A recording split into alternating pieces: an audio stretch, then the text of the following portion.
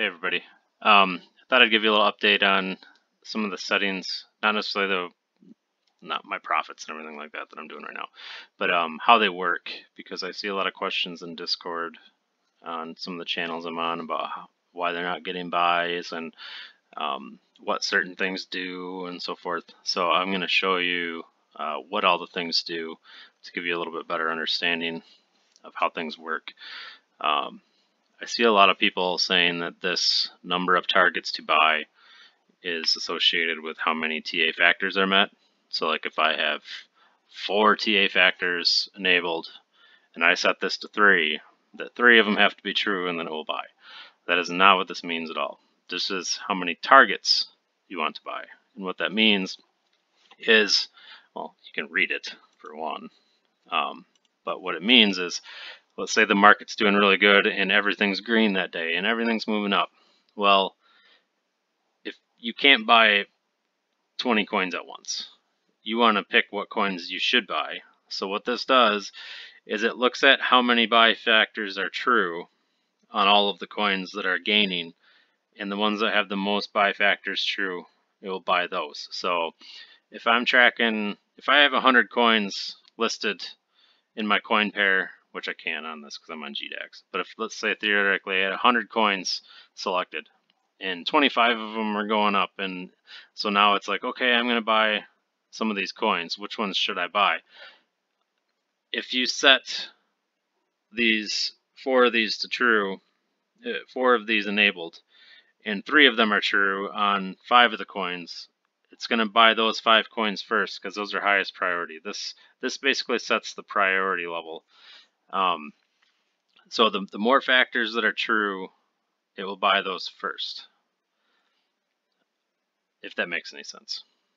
I'm trying to explain it the best way I can. So moving on, maybe this will make a little bit more sense. If I go into here, I see a lot of people for their first try using Stochastic RSI, and RSI, which are all essentially the same oscillator. They're just shown differently. I mean, this one blends both of these together. So basically you're using the same signal for all those. And the MACD, they have all those on. And then they have these on too. What this says is stoke necessary for buy signal. Yes. Yes. Yes. Yes. Well, you're not going to get a buy. Very rarely will you get a buy like that because these 3 drive this one and they don't occur at the same time, and I'll show you what happens there. So here I am on TradingView. I got 15-minute candles, Bitcoin versus US dollar. So now if you look here, these are all the default settings. So most people say they want to buy under this line, which is oversold, under this line, which is oversold, and under this line, which is oversold. Well, you see they all move basically the same. So what's going to happen is, yeah, it will buy, not here because it's not low enough, but let's say it was. Let's say it buys here. Well, it's not going to because the MACD didn't cross over yet.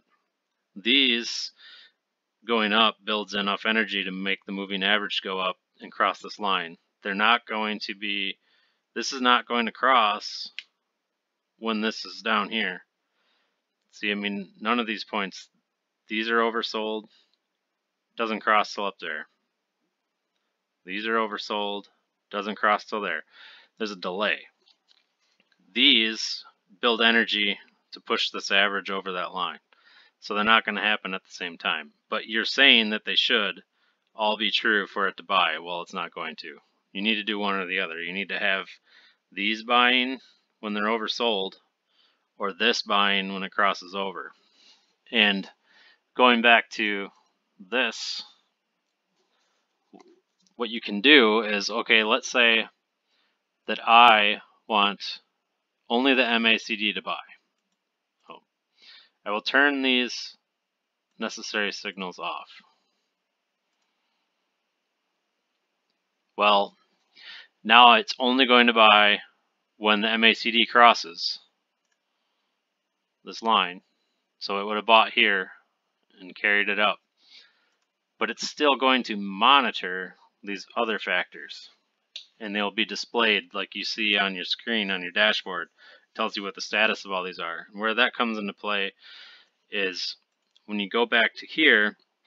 If you say you want to buy 5 targets, if I change this to 5 and I have 100 coins in here and it finds 20 coins going up, only the 5 coins that have the most factors green will get it. So if MACD is true, if Stoch is true, if RSI is true, if all those are true for some reason on 5 coins, those 5 coins are going to get it. It's just not going to randomly pick 5 coins out of the 20. It's going to pick the ones that have the most true TA factors. That's what this means. So it has nothing to do with how many factors are actually true. It's sorting them into a priority list. That's my interpretation of it anyway.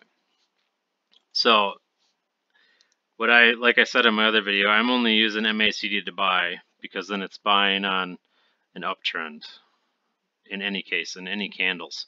I mean, even if I change it to 2 hours, like I did in my other video, it would buy here on this uptrend, but it would not buy on this downtrend. And what that saves you from is, if a lot of people use 5-minute candles, and if you use only these oscillators to buy, you could run into a problem when it's on a massive downtrend. It would have bought here, it's oversold, and it's even oversold there. It would have bought there, and then you're screwed because you're not going to make profit until it comes all the way back over here. It would have bought here. It would have bought here because it's on a downtrend. I don't like using just these oscillators to buy because it's going to buy it whether it's going up or down. That's why I use the MACD. There's also a few other things you can use. I'll turn these back off.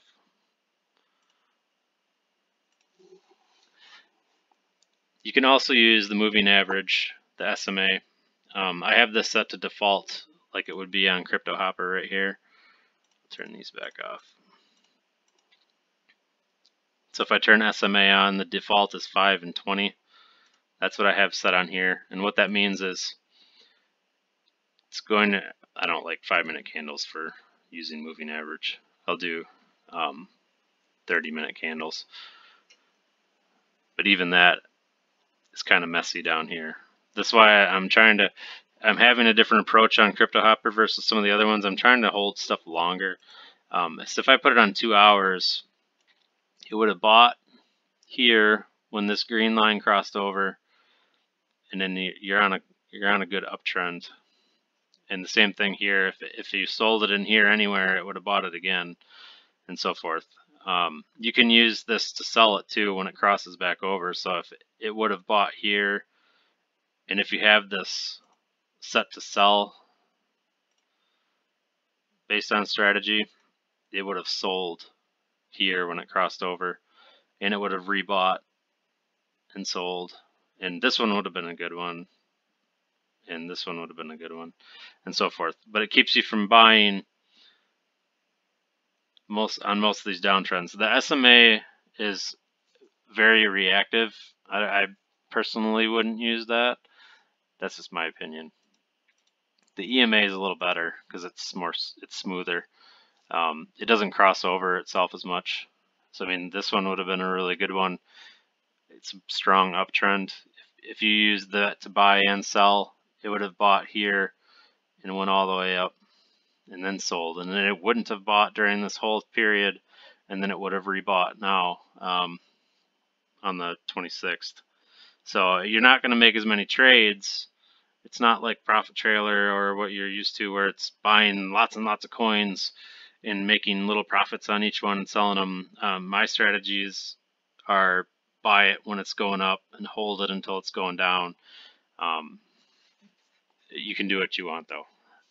So my new strategy, I think I'm going to try next month after I do this MACD crossover for the entire month of March, is I'm going to play with these signals that the triggers that they added on here now, because I'm sorry, I'm jumping around, but like if I put it on 5-minute candles, there's a lot of up and down movement, but you don't want to buy it. I'm trying to find a good example. You don't want to buy it when it's going down, obviously, like I said. Let me put these other indicators back on.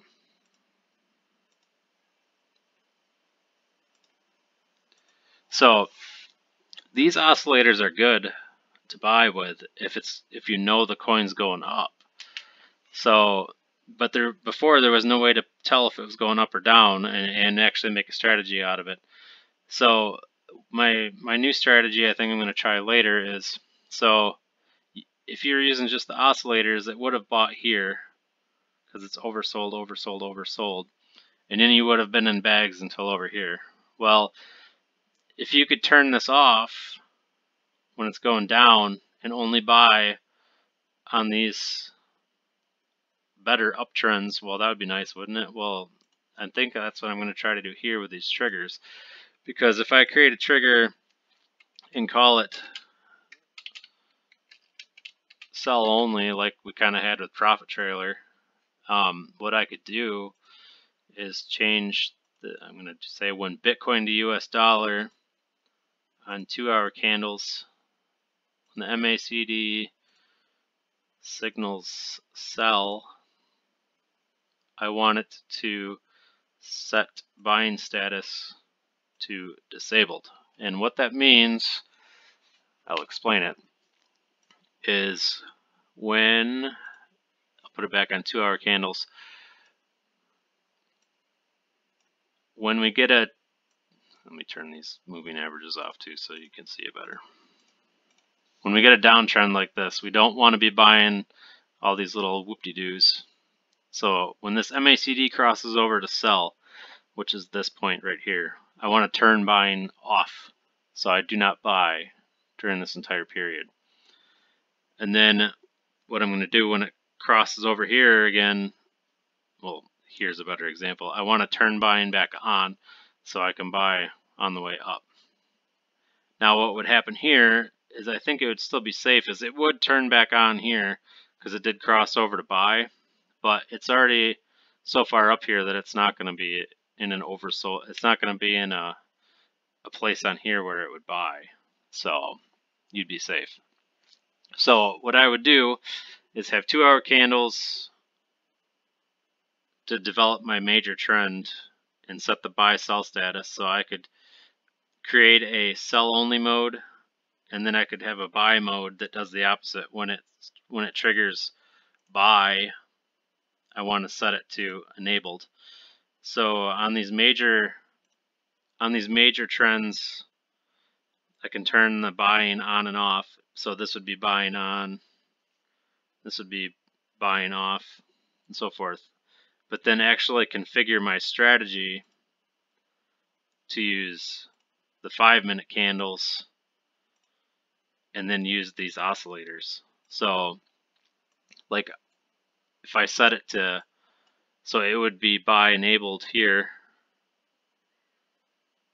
If I set that to back to 5 minutes, then I get all these little runs up where I could buy when it's low here and ride that up and sell it. And then when it gets low again here, buy it and sell it, and so forth. So I'm capturing all these little intra-trend runs. It's just an idea. I haven't tried it yet, but I think with these triggers, we can build some neat logic into this and try some things. So, and the same thing is when you could kind of do this like Profit Trailer would do with the feeder. At least I think you could in theory, where you know, if Bitcoin falls so much percentage, you could turn off buying so that you're not getting bags. Because I think that's what a lot of you have been saying is, you know, all I get is bags with this thing. Well, if you configure something, I think you could get away from that. It's just not going to do that out of the box, though. You gotta tinker with it like this. So that's that's my 2 cents. Well, actually, no, I'm not going away yet. I heard some people talking about config pools, and they didn't understand what they were. So config pools are a grouping of coins that use a certain strategy. So GDAX is a bad example because I only have 4 coins, but I could technically select all of these, and I could make a config pool for each one of these coins and make them all work differently. I could use, if I wanted to, use the oscillators to buy Bitcoin Cash on 5-minute candles. I could use MACD to buy Bitcoin on 2-hour candles. I could use Ethereum.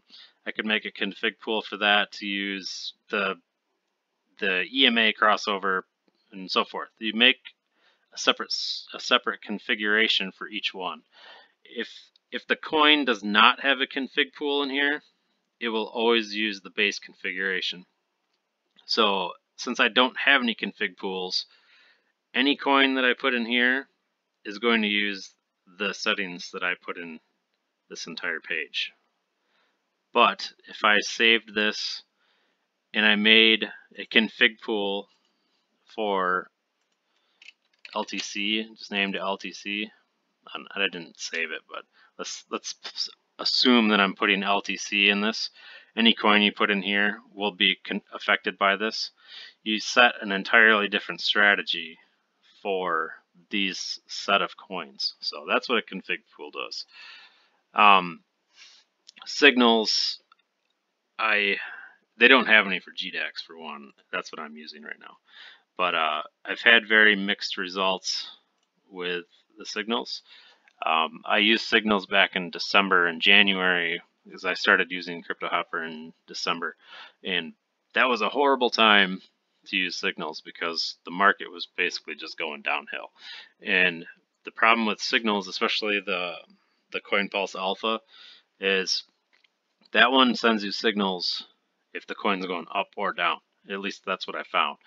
The basically it's monitoring for pumps, it seems. So like when a coin changes price dramatically really fast, it's going to send you a signal so that you try to get in on that. And sometimes it goes up 2%, sometimes it goes up, I've seen them go up to 80% or more. But it can also do it when it goes down because it also monitors for when coins go down for some reason. I don't know why they just don't have it doing it when it goes up. But I've had a lot of them where it buys it and I get bags that are like 20%. They're negative 20%. And so if you're going to use only signals from CoinPulse Alpha, I would definitely use a stop loss because otherwise you're going to be sitting on those forever, especially if you're allocating a lot of your balance to each trade. I haven't really used the mining hamsters one. Like I said, I've been on GDAX for a month now, so I think that from what I've heard, mining hamsters works pretty good, but you do have to subscribe to that one and pay for that. Don't know if there's anything else I want to talk about on here. I wouldn't bother with arbitrage. All I've gotten with arbitrage when I used it on Bittrex was bags. Not necessarily bags, but coins that I didn't want, because it would say, oh, there's an arbitrage opportunity. I'm going to buy this coin, on BTC and then sell it on the ETH market. Well, the price would correct itself so fast that the arbitrage opportunity wasn't even good anymore, and it would basically, I'd be stuck with that coin, and I would have to sell it manually. This is what you would want to enable if you're using signals. I wouldn't use it otherwise, especially on GDAX. I lost a lot of money doing this because I was dumb. I was impatient. There's no reason to sell Bitcoin at a loss. It'll always come back up. It's just a matter of how long you want to hold it. But my theory back when I started was, well, Bitcoin went down 1% or 2%. Like, it's on a downtrend. I'm going to sell it now and at a 2% loss. And when it goes down, 8%, and it's at the bottom, I'm going to rebuy it so I can get that 8% when it goes back up. Well, I lost a lot of money because I did that a lot, and I should have just waited and held it and stuck it out. So This is a new feature. I'm not using that because I'm using MACD crossover, but this would be a good thing to implement if you're using this oscillators to buy in, because it'll buy it at its basically at its lowest bottom, at its lowest price. This hold assets when new target is the same. Basically keeps you into that position after you go over your like if I had 5% profit in here, but it still meets the criteria for these TA settings, or you're still receiving a signal from your signal provider, it will hold it until either these aren't signaling that it's good anymore, or until the signal stops from that signal provider. So it'll carry you over this percentage profit if you need to. I've never used this, and I have not experimented with DCA yet because I wouldn't necessarily DCA a BTC position on GDAX. I know you wouldn't want to do this on a normal exchange, but I always basically go all in on Bitcoin whenever it's oversold and then ride it up till it's overbought. But you wouldn't want to go all in on an altcoin because it could basically dump your money. But so if you have any questions, let me know. I know I haven't been super active on my channel, but I'm not really a big YouTube person, so I'm just trying to help some people out. And I'm also on CryptoGnome's Discord, and I also have my own Discord listed below. So ask any questions if you need to. See you later.